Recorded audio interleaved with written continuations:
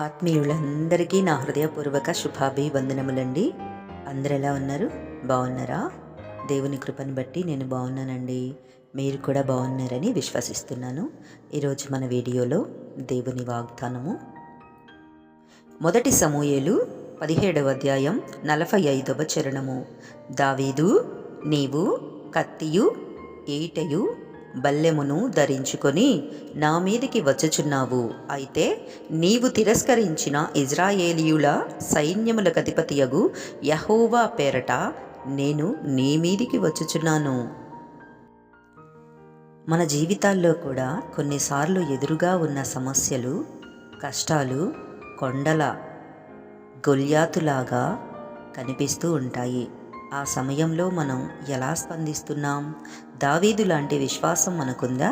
ఈరోజు ఈ వాక్యం ద్వారా దేవుడు మనతో ఏం మాట్లాడుతున్నాడో విందామండి.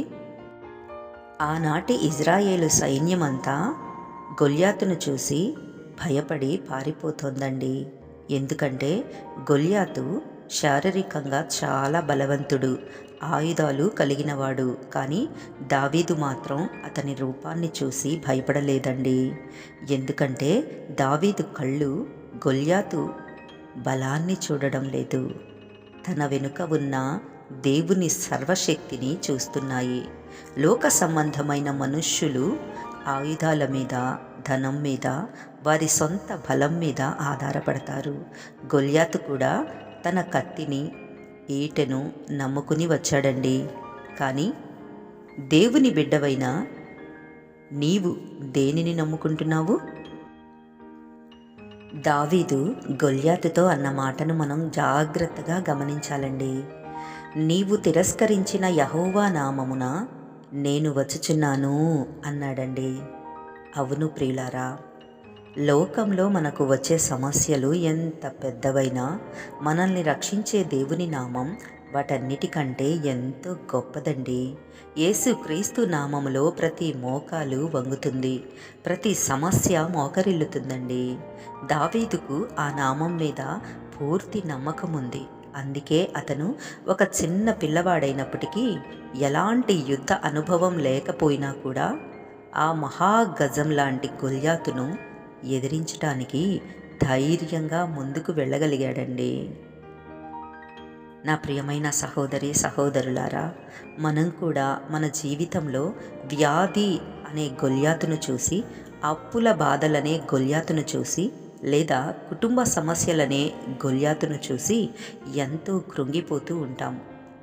నా జీవితం ఇంతేనేమో, నేను ఈ సమస్య నుండి బయటపడలేనేమో అని దిగులు పడుతుంటాం.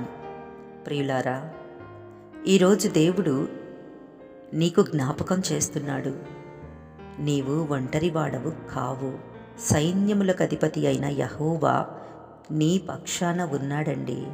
దావీదు కేవలం ఒక చిన్న రాయితో గొల్యాతును ఎలా పడగొట్టాడో, దేవుడు నీ జీవితంలో ఉన్న పెద్ద సమస్యను కూడా చాలా సులువుగా తొలగించగలడండి. కావలసిందల్లా దేవుని నామం మీద పూర్తి విశ్వాసం ఉండడమే. రాజులు ధరించిన యుద్ధ వస్త్రాలు దావీదుకు సరిపోలేదు. ఎందుకంటే దావీదు నమ్మింది మనుష్యుల ఏర్పాటును కాదండి, దేవుని అభిషేకాన్ని. నీ జీవిత పోరాటంలో లోక సహాయం దొరకలేదని బాధపడకు. సర్వ సృష్టిని సృష్టించిన దేవుడే నీకు సహాయకుడుగా ఉన్నాడండి.